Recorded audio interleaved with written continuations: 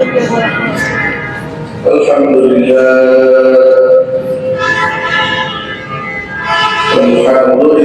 نحمده ونستعينه ونستغفره ونؤمن به ونتوكل عليه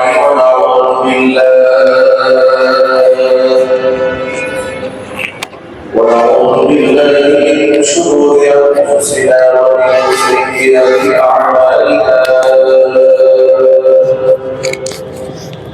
من يهده الله فلا مضل له ومن يضلله فلا هادي له ونشهد ان لا اله الا الله وحده لا شريك له ونشهد أن سيدنا ونبينا وحبيبنا وشفيعنا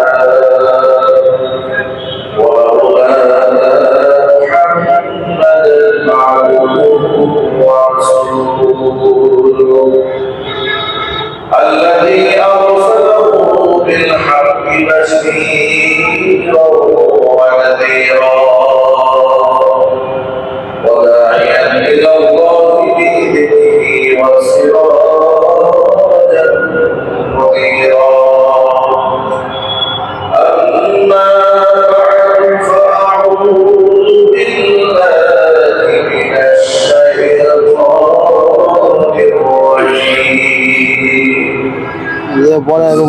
بسم الله الرحمن الرحيم إن الله وملائكته يصلون على النبي يا أيها الذين آمنوا صلوا عليه وسلموا تسليما اللهم صل على محمد وعلى آل محمد كما صليت على إبراهيم وعلى آل إبراهيم إنك حميد مجيد اللهم بارك على محمد وعلى آل محمد كما باركت على إبراهيم وعلى آل إبراهيم إنك حميد مجيد মহান আল্লাহ রাব্বুল আলামিনের দরবারে আমি সারা লাখ কোটি শুকরিয়া আদায় করছি যে মহান আল্লাহ রাব্বুল আলামিন তার মহান জুমার নামাজ আদায় করার লক্ষ্যে যথাসময়ে তার ঘরে উপস্থিত হওয়ার তৌফিক দান করেছেন শুকরিয়া আদায় করে জবান ছেড়ে সবাই একসাথে বলছি আলহামদুলিল্লাহ আলহামদুলিল্লাহ ربنا لك الحمد حمدا كثيرا طيبا مباركا فيه يا ربي لك الحمد كما ينبغي وجلال وجهك وعظيم سلطانك آمين আমাদের জিন্দেগির গুনাহ খাতা আল্লাহ তাআলা মাফ করে দিন আমিন আসলে কঠিন পয়দায় আজকের ইবাদত মহান আল্লাহ তাআলা আমাদের সকলের নাজাতের জরিয়া হিসেবে কবুল করুন আমিন অতএব সমস্ত মুর্দিগানের কবর আযাব আল্লাহ তাআলা কিয়ামত পর্যন্ত বন্ধ করে দিন আমিন কাল আসলে কঠিন পয়দায় আজকের এই ইবাদত প্রতিদিন আল্লাহ তাআলা আমাদের সকলের নাজাতের জরিয়া হিসেবে কবুল করুন আমিন কোরআনের নূর দিয়ে আল্লাহ তাআলা আমাদের সিরাতগুলো আলোকিত করে দিন আমিন মহান আল্লাহ রাব্বুল আলামিন আমাদেরকে মুসলমান হিসেবে জীবন যাপন করার সুযোগ দিয়েছেন আপনারা কি খুশি না বেজার খুশি শুকরিয়া আদায় করে বলছি আলহামদুলিল্লাহ আলহামদুলিল্লাহ দেখো ইসলামের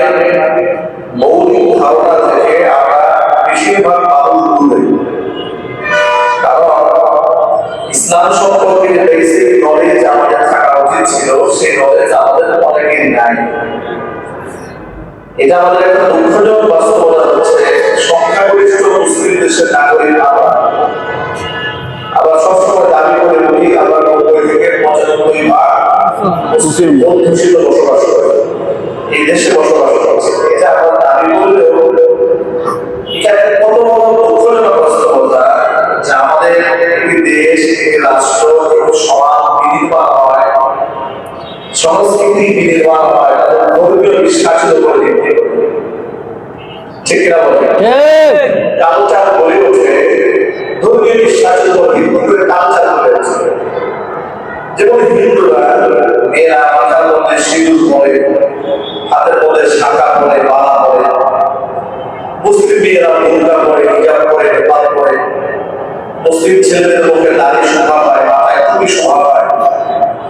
যারা খ্রিস্টান, ইসলামে বিশ্বাস করে, ঈসা আলাইহিস সালামের উম্মত বলে নিজেকে দাবি করে, তারা একটা ক্রুসেড গলার মধ্যে চলে যাবে।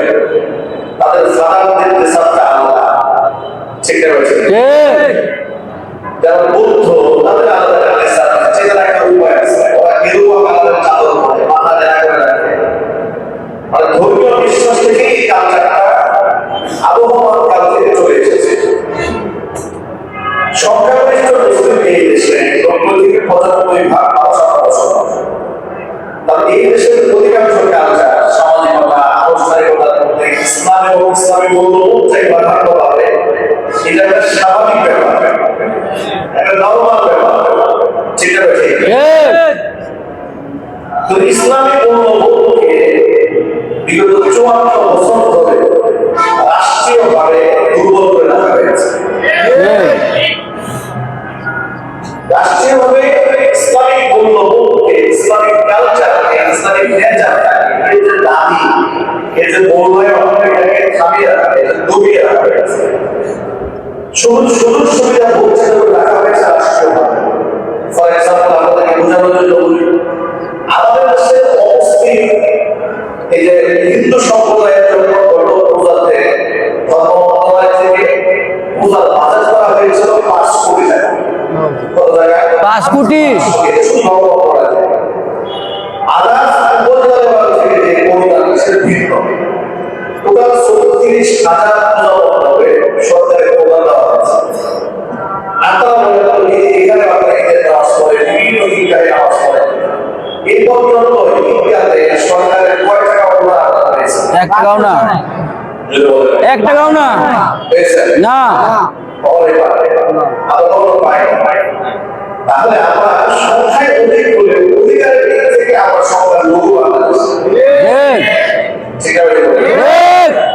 আমরা সংখ্যার দিক থেকে অধিক, অধিকারের দিক থেকে আমরা সংখ্যা লঘু।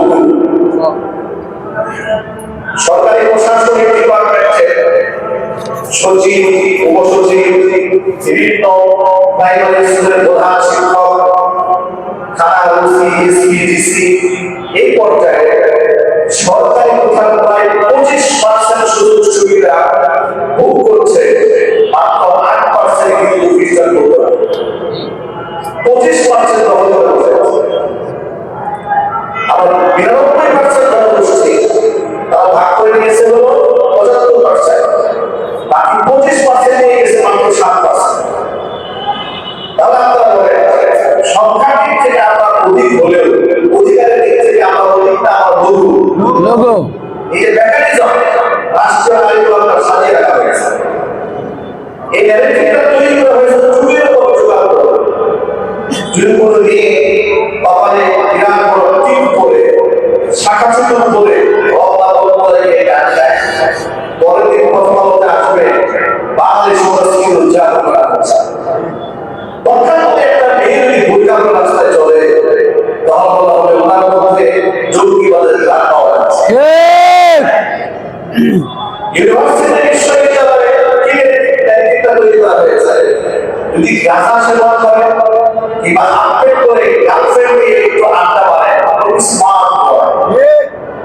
আর যদি আপনি মুখের মধ্যে দাঁড়িয়ে রেখে মাথায় চুলে নিয়ে মসজিদে ঢুকে, তার মধ্যে জঙ্গিবাদের মাথা পাওয়া যাচ্ছে। খনি হাসিনার শাসন আমাদের দেখেছেন, রমজান মাসে শিখ সম্প্রদায়ের যে আনুষ্ঠানিকতা হয়েছে তওয়ালকে রাস্তাঘাট উপরে মিছিল করা এটা হয়েছে বাধা নাই। রমজান মাসে ঢাকা ইউনিভার্সিটিতে হিন্দুদের হোলি উৎসব হয়েছে, তাতেও অসুবিধা হয় না, কিন্তু ইসলাম অনুষ্ঠান করতে গিয়েছে সেখানে বাধা দেওয়া হয়েছে। বলে রাষ্ট্রে টাকা সমস্যা, ইফতার করা যাবে না। আমি যে তথ্যগুলো আপনাদেরকে দিলাম এইটুকুকে সাহস এই পাবলিক করতে জবাব দেবেন। একদম ভুল বলেছে আপনাদের সামনে না, অসত্য বলেছি না। আরেকটা রিভিউ দেব। আপনাদের নিশ্চয়ই মনে আছে জুলাই আগস্টে আমাদের শহীদদের রক্তের বিনিময়ে আল্লাহ দেশ আমাদেরকে দিলেন। দেশ স্বাধীন হওয়ার পরে ঢাকা বিশ্ববিদ্যালয় থেকে তৎকালীন আমাদের এই মুজাহিদ ছেলেরা তারা আসলে বসিয়ে দাঁড়িয়ে দাঁড়িয়ে চতুর্থ মাস থেকে দাঁড়িয়ে তারা কোরআনের ভাষা পেয়েছিল, মনে আছে? অপরাধটা কি? রমজানে তারা আগের রমজানে ছেলেরা বিশ্ববিদ্যালয়ে আল্লাহর কোরআন পড়ার কোরআন দিয়ে তাদের সুকস করা হয়েছে। জবাব দিয়ে দেওয়া হয়েছিল বিশ্ববিদ্যালয়ে কেন কোরআন পড়া হচ্ছে?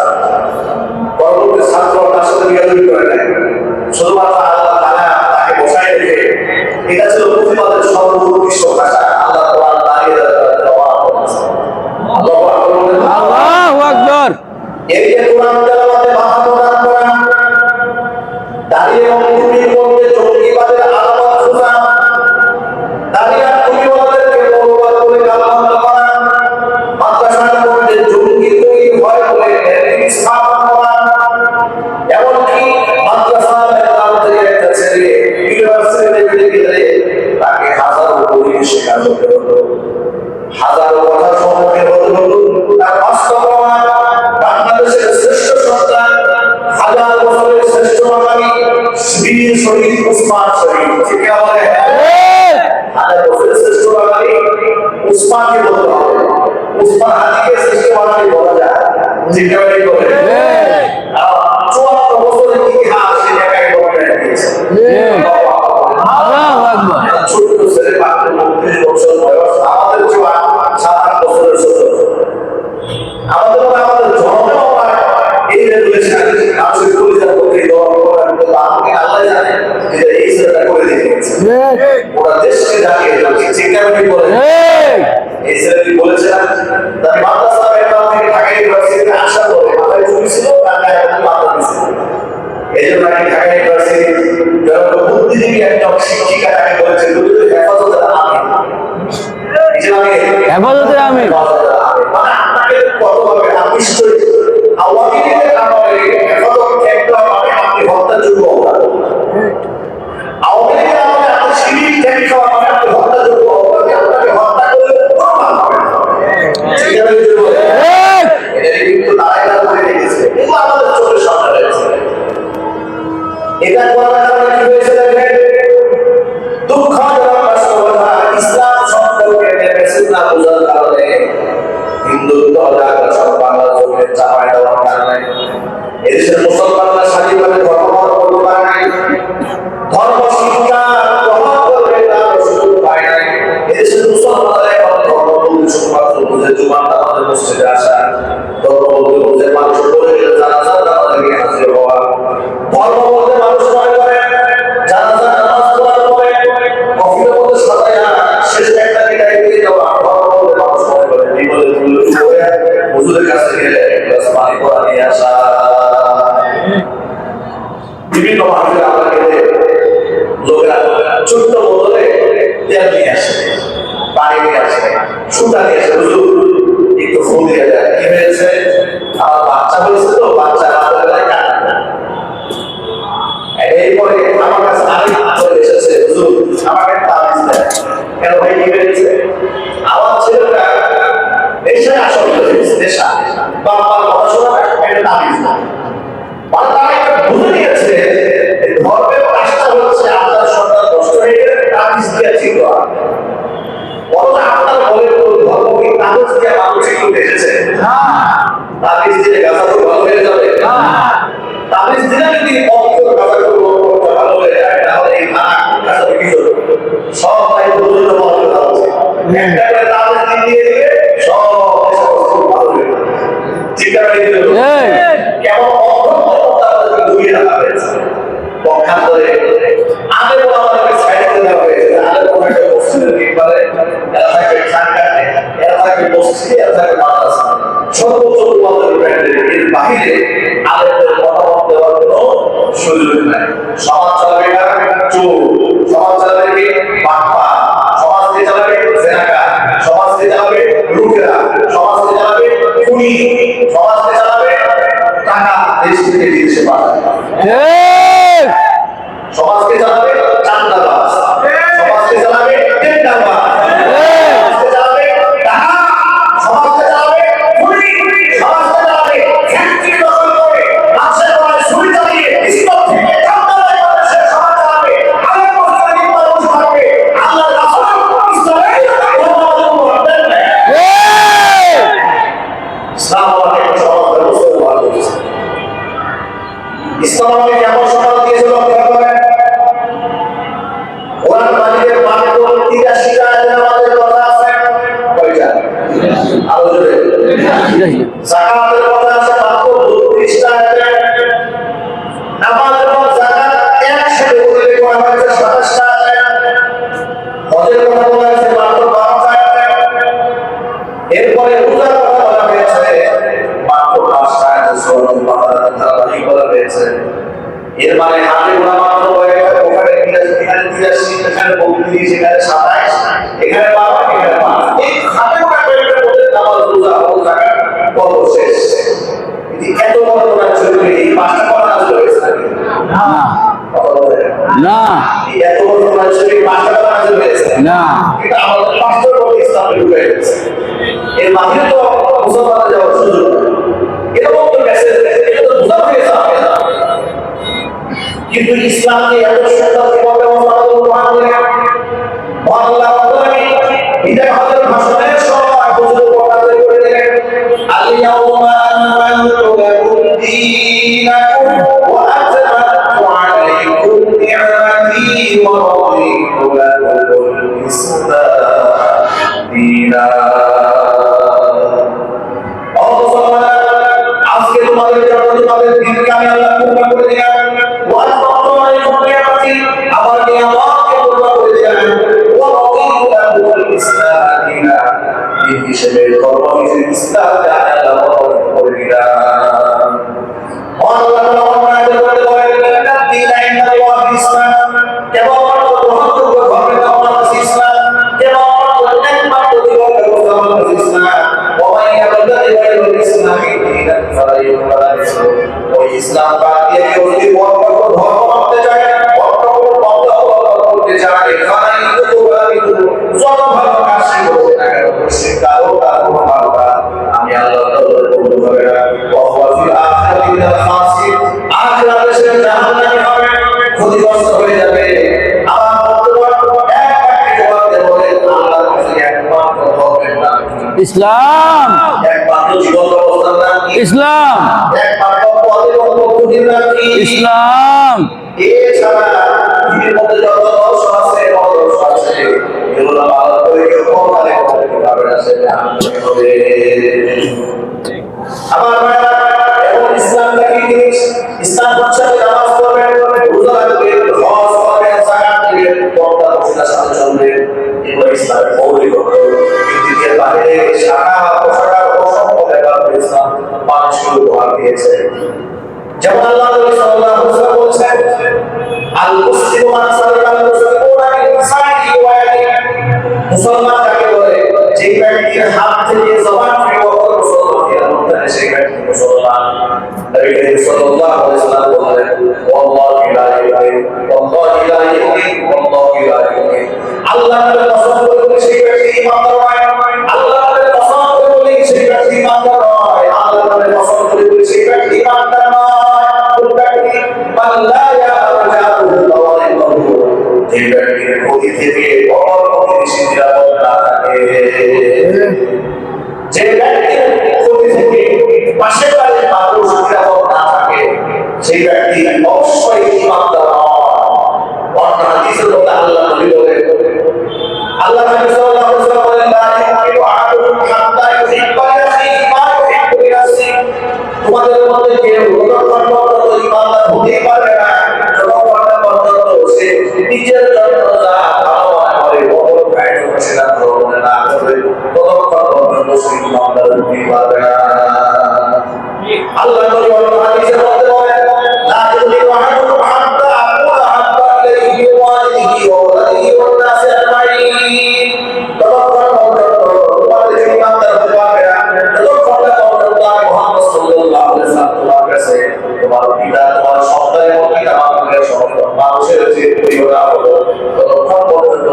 ইমানদার হতে পারবে না।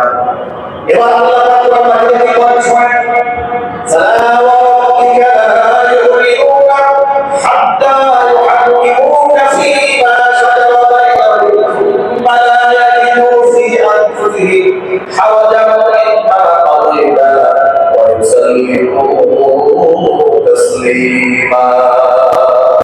আমি আল্লাহ তাআলা আপনাদের পছন্দ করে বলি, ততক্ষণ পর্যন্ত তোমরা কি কাজ করতে পারবে না, যতক্ষণ পর্যন্ত তোমাদের অনিয়ম ছিল অনিয়ম ছিল রাসূলের কাছে পেশ না করবে। শুধু রাসূলের কাছে পেশ করলে হবে না, তাকে হাকিকাত বিচারক মানলে হবে না। বিচারক মানার পরে নবীজি যে রায় দেবে সেই রায় যতক্ষণ পর্যন্ত হাসি মুখে মানতে না পারবে ততক্ষণ পর্যন্ত তোমরা ইমানদার হতে পারবে না। ফয়সালা আল্লাহ নবীর সিদ্ধান্তে আমরা মানতে বাধ্য। আল্লাহর সিদ্ধান্ত আমরা মানতে বাধ্য। আমরা লজ্জিত হয়েছে আমাদের জন্য।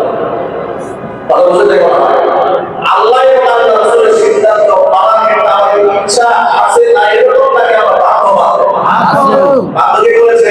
আল্লাহ। কে করতে বলতে কে বাধ্য করেছে? আল্লাহ। আল্লাহর সিদ্ধান্ত মানতে বাধ্য। আল্লাহ হুকুম না মানলে ইমানদার হওয়া যাবে না, যাবে না। এই কথাগুলো কুরআনে হাদিসে অসংখ্য আয়াতে আছে না? আছে। শাখা শাখা কত মাসলা, এত আয়াত কোরআন সম্পর্কে এসেছে, জান্নাত সম্পর্কে এসেছে, জাহান্নাম সম্পর্কে এসেছে, আমাদের মুআমালা সম্পর্কে এসেছে, আমাদের রাষ্ট্র পরিচালনা সম্পর্কে এসেছে, আমাদের ব্যবসা পরিচালনা সম্পর্কে এসেছে।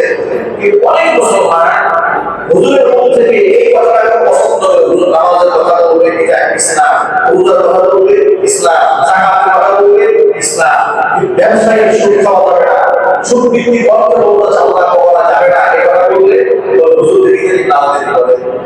ঠিক ঠিক আছে। মুসলমানের মধ্যে মাইন্ড সেটআপ করা হয়েছে যে আমরা রাজনৈতিক মুক্ত একটা ধর্ম চাই, যে ধর্মের মধ্যে শাসন ব্যবস্থার কোনো কথা থাকবে না। নাউযুবিল্লাহ। আমি আপনাকে জিজ্ঞেস করতে চাই, কোরআনের কোনো শাসন ব্যবস্থার পরিণতি থাকে, এটা কি পাঠ করার কোনো সুযোগ আছে? না। একটু জোরে বলতে হবে, সুযোগ আছে? না। একটা মানুষ চুরি করলে কি হবে, ডাকাতি করলে কি করবে, জেনারেল করলে কি হবে, সব কোরআনে আছে। আছে। কিন্তু সেগুলো কি আমাদের সমাজে কার্যকর আছে? না। কার্যকর নাই বলে আমরা সুন্দর সমাজ নির্মাণ করতে পারি না। এদের কোন শহীদ উসমান হাদি দুনিয়া থেকে চলে গেল। কি পরিমাণ ট্যালেন্ট, কি পরিমাণ মেধা, কি পরিমাণ প্রজ্ঞা, কি পরিমাণ হিকমত, কি পরিমাণ দূরদর্শিতা আল্লাহ তাআলা দান করেছেন। সমাজ প্রেক্ষাপটে এত দামি কথা আমার মনে হয় বাংলাদেশের সব রাজনীতিবিদদের কথা এক পাল্লায় তুলে উসমান হাদির একটা সাক্ষাৎকারের বক্তব্য সম্পূর্ণ হবে। কথা চিন্তা করেন, হিংসা করে তো লাভ নাই। হিংসুকে তারা হত্যা করেছে, তার সাথে আদর্শ দিয়ে মানবে না। মানুষ বেশি শক্তি কখন পাঠায় জানে, যখন তার সাথে আদর্শে পাবে। আপনাকে গাড়ি মানুষ কখন দেয় জানে, যখন আপনাদের যৌক্তিক গন্তব্যে আঘাত লাগে, তখন কিছু মানুষের সবচেয়ে হাতে হচ্ছে গাড়ি। ঠিক আছে, ফেসবুকে যারা মানুষকে গাড়ি দেয়, আপনি বুঝবেন সবাই ইতর শ্রেণীর মানুষ, কারণ তার কাছে দায়িত্ব নিয়ে গাড়ি ছাড়া, তার কাছে শব্দ উপস্থাপন করার শক্তি নাই, তার কাছে বাঁধে নাই, তার কাছে আপনার কাছে আদর্শ পেশ করার আদর্শ নাই। ওর কাছে আছে একটা গাড়ি, ও দিয়ে দিয়েছে, পরিচয় দিয়ে দিয়েছে। আজকে উসমান হাদি গোটা বাংলাদেশের রেগুলেশন তৈরি করেছে, মানুষের পরিচালনা করতে গিয়ে সে বিপ্লব সৃষ্টি করেছে, চিন্তা ঘোরা ঢুকিয়েছে। কি কি বিষয় সে কথা বলে, সে বলেছে, দেখেন খুব দারুণ কথা বলেছে, এমপি নিজেও যাবে না, তার দায়িত্ব যায়। আল্লাহু আকবার। সে বলে যে এমপি আপনাদের সামনে দাঁড়ায় বলে আমি রাস্তা করবো, এই করবো, সেই করবো, অথচ তার দায়িত্বের মধ্যেই নাই। তার সারা জীবন তার দায়িত্ব শুনে আছে, এমপি সাহেব রাস্তা করছে, এই রাস্তা কোনো দায়িত্ব বিষয় না, না। এই যে রাস্তা হয়েছে, বলতে চাবো দায়িত্ব কি এমপি সাহেব না, মেয়র সাহেব না, কিন্তু আমাদের এমপি বলতে আমাদের এই নাম সাহেব, আমাদের কি মানে সুবাহের যে কোনায় দেবো, রাস্তা করে দেবো, কালবা বানায় দেবো, ব্রিজ বানায় দেবো, দায়িত্বটা না। মানে এইভাবে ঢুকে দেওয়া হয়েছে, সে এই টাকার মধ্যে হাত দিয়েছে। যখন মিডিয়া সন্ত্রাসের মাধ্যমে তথ্য সন্ত্রাস দিয়ে বাংলাদেশে আমাদেরকে মৌলবাদ করা হয়েছে, শাহবাগ করে দেওয়া হয়েছে, তখন সে হেফাজত দাঁড়িয়ে বলেছে এটা নাকি ঠিক না। ওই সে একটা গাড়ি দিয়েছে, গাড়ির জন্য মানে দুর্বল হয়ে গেল মিডিয়া প্রায় মানুষ ছিল একটা পাগল হয়ে গেছে, গাড়ি দিয়েছে। যদি জিজ্ঞেস করে গাড়িটা বিরাট না, সে তো মানুষ খুন করেছে, সে গণহত্যা চালিয়েছে, তাকে নিয়ে আপনি যশো বানালেন। এবার হচ্ছে ন্যারেটিভ। একটা হেফাজতের ছাত্র চত্বরে রাতের বেলা লাইট বন্ধ করে শত শত মানুষকে গুম করলো। এটা নিয়ে পরে কথা বলতে রিপোর্ট আসে না, রিপোর্ট আসলে কি গাছ থেকে সেরে দিচ্ছে।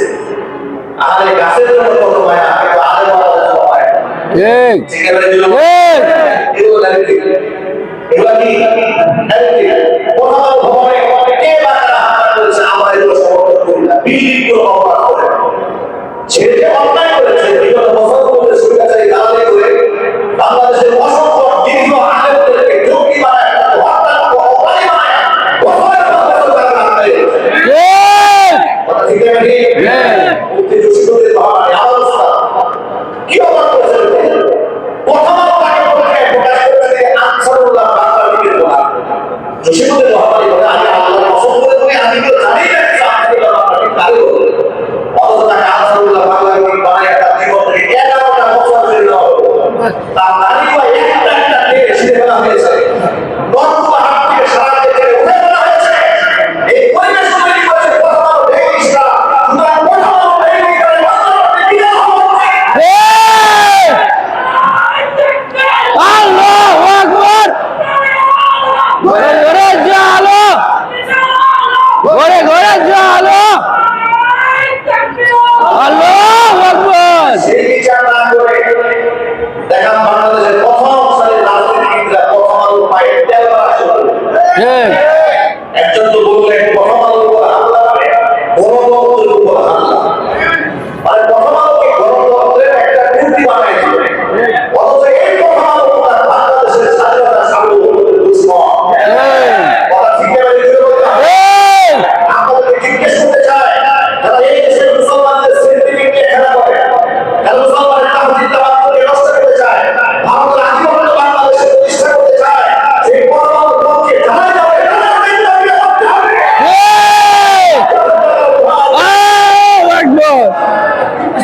আল্লাহু আকবার।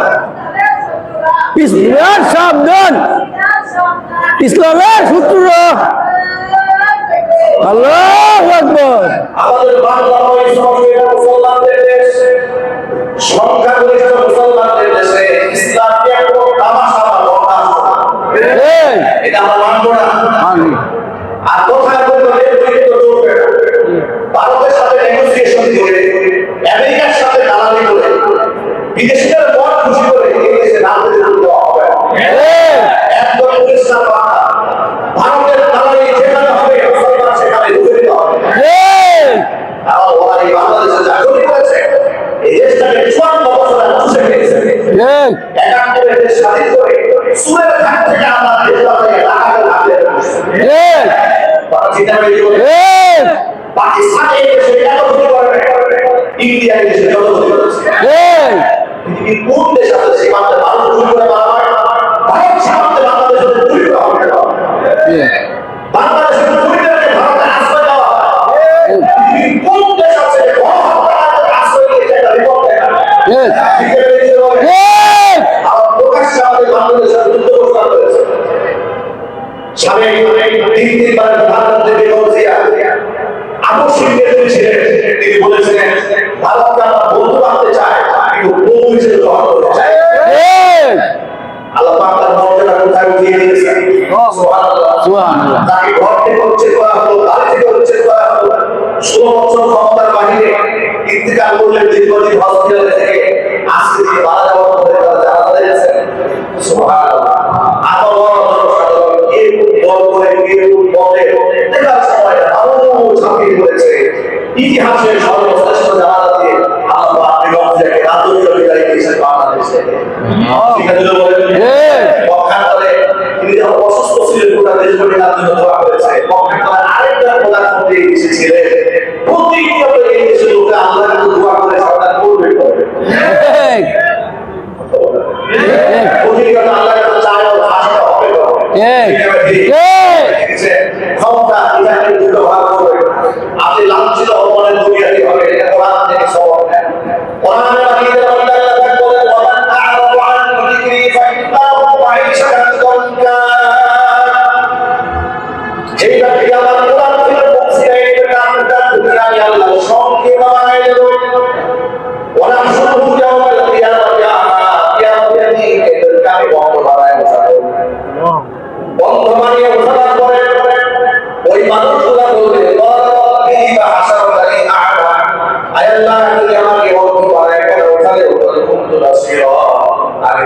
দুশ্মন ছিলাম, আমি তো দুনিয়াতে দেখতাম অন্ধ বানালে কেন?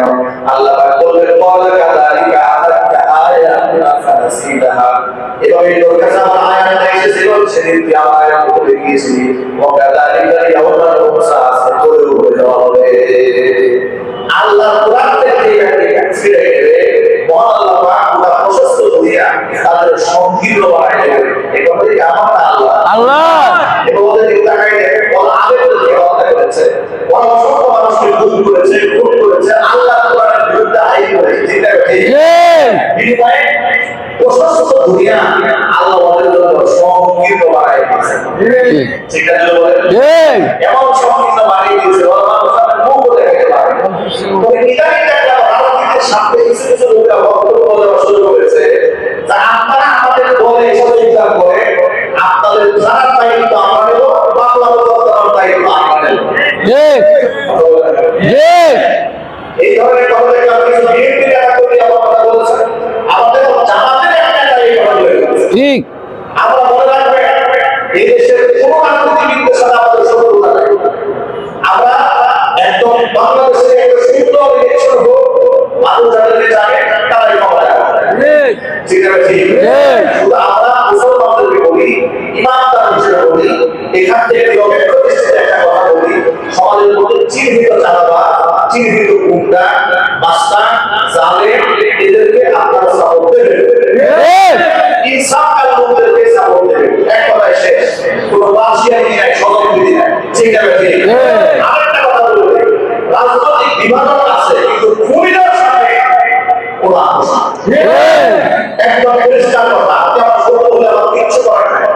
স্বৈরাচারী খুনি হাসিনা বলে 4-4টা বছর আমাকে নির্বাহ করতে দেয়। কথা বলতে হবে। ওরা আমাকে বাড়ি ঘর থেকে টাকা করেছে, একাধিক মামলা দিয়েছে, জেল খাটিয়েছে, অসংখ্য মানুষকে খুন করেছে, গুণাগারের বিপ্লবে প্রমাণিত 1400 মানুষকে খুন করেছে। এই খুনের বিচার হওয়ার আগ পর্যন্ত তাদের সাথে যারা প্রেম করতে যাবে, আগামী নির্বাচনে জুতার টিকা করে সমাজকে তাদের কারা যাওয়া। যাই বলবে আমাদের দায়িত্ব আমরা নেব, এদের জুতার টিকা করতে হবে। ইনশাআল্লাহ আপনাদের সাহস করে দিয়েছে আল্লাহ। খুনিদেরকে আপনি আশ্রয় দিতে চান, আপনি মামলার দায়িত্ব দিতে চান, আপনাকে বাবা কে দিয়েছে? এদেশের শহীদরা কি শহীদ পরিবার আপনাকে সুযোগ দিয়েছে? আমাদের চোখ হারিয়েছে, কান হারিয়েছে, এই কথা বলে যে আপনাদের দায়িত্ব আপনাদের আমাদের দলে আসেন। আল্লাহর কসম, ওর পরিবারের একজন রাজু হয় না, ওর পরিবারের শহীদ হয় না, ঠিক না? ঠিক না? এগুলো ঠান্ডাবাদ পড়া রক্ত আছে। আবার বলে এটা কি সুতরাং যে মুনাফিক করবে আমাদের দলে আসবে, আমাদের মামলার দায়িত্ব, আমাদের জেলখানার দায়িত্ব, আমাদের সব কিছু এদেরকে ভোট দিবে না, চিন্তা করবে। আজ আছে তারা তো হাতে ভোট হবে না, চিন্তা করতে হবে।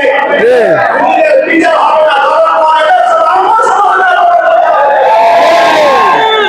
ওরা গণহত্যাকারীদের বিচার হতে হবে মামলার পরে।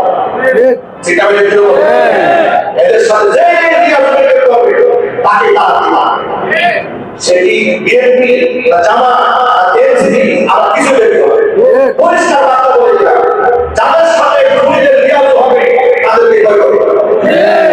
আর যে নেতার কথা বলবে সেটা তাকে দল থেকে পরিষ্কার দাবি রাখছে। আমি বিএনপিকেও বলবো, জামাতকেও বলবো, যে নেতা বলে কাউকে দায়িত্ব আমরা নেব, মামলা সংখ্যায় ফেলবো, মামলা দায়িত্ব নেব, সারা দেখবো আমরা। যে নেতা বলবে তাদেরকে দল থেকে যদি বহিষ্কার না করে আপনাদেরকে জাতীয়ভাবে বহিষ্কার করা হবে। আল্লাহ পাক আমাদের বাতিলের বিরুদ্ধে ঐক্যবদ্ধ থাকার তৌফিক দান করেন। আমিন। আমরা স্বাধীন বাংলাদেশটাকে ইনসাফি বাংলাদেশ করতে চাই। শহীদ ওসমান আলী যে শব্দ লিখেছিলেন, বিপ্লবী নেতা, জুলাই বছর সংগ্রামী নেতা, যে শব্দ লিখেছিলেন, রক্ত দিয়ে, জীবন দিয়ে তিনি প্রমাণ করেছেন, এই রাষ্ট্রকে বলতে চেয়েছিলেন। তিনি একটা ধরন মানুষের মধ্যে তৈরি করেছেন, আমরা ইনসাফ পরিষ্কার করতে চাই। তিনি বলেছেন যে আমরা আমার শত্রুর সাথে আমি ইনসাফ করতে চাই। তবে হ্যাঁ, আমাদের যে সমস্ত লোক অন্যায় সাথে জড়িত, এলাকার দীর্ঘ আছে, এলাকার দীর্ঘ তারা যেন বসে শিকার না, এটা আপনাদেরকে বলবে। আমরা জানেন না, কিন্তু যারা কুখ্যাত তাদের সাথে আপনি লিয়াজোন মেনটেন করবে, যারা রাখি আসামি কিনা বলে? ঠিক। আর যারা পাপ করেছে, অন্যায় করেছে, এদের বিচার করবে। আর যারা রাগী আসামিরা নর্মাল দীর্ঘ মানুষ সমর্থন ছিল, তাদের তওবা করতে হবে। যারা খুনিদের সাথে নাই, ঠিক আছে? এরা নির্ভয়ে যারা খুনিদের সাপোর্ট দেয়, খুনিদের সমর্থন দেয়, এদেরকে আবার নতুন স্ট্যাবলিশ করা সহযোগিতা করে, এরাও আসামি। এই কথা কি বুঝাচ্ছে আপনাদের? আল্লাহ পাক আমাদের বুঝার তৌফিক দান করেন। আমিন। ইসলাম শুধু আমাদের নামাজ রোজা ও যাকাতের কথাই বলে নাই, আমাদের পুরো জীবন ব্যবস্থা পরিবর্তন করতে বলেছে। আমরা চাই আগামী বাংলাদেশটা ভারতের আধিপত্য মুক্ত বাংলাদেশ হোক, আমেরিকার আধিপত্য মুক্ত বাংলাদেশ হোক, ইসলামের কোরআন সুন্নাহর বাংলাদেশ হয়ে যায়। রাজি আছেন তো ইনশাআল্লাহ? আল্লাহর কবুল করে জোরে করে আমিন। আল্লাহর আমিন। আমাদের মাঝে একজন মেহমান এসেছেন, অ্যাডভোকেট আলী নাসের খান, জাতীয় নাগরিক পার্টি মনোনীত সংসদ সদস্য প্রার্থী গাজীপুর 2 সংসদীয় আসন। তিনি এসেছেন।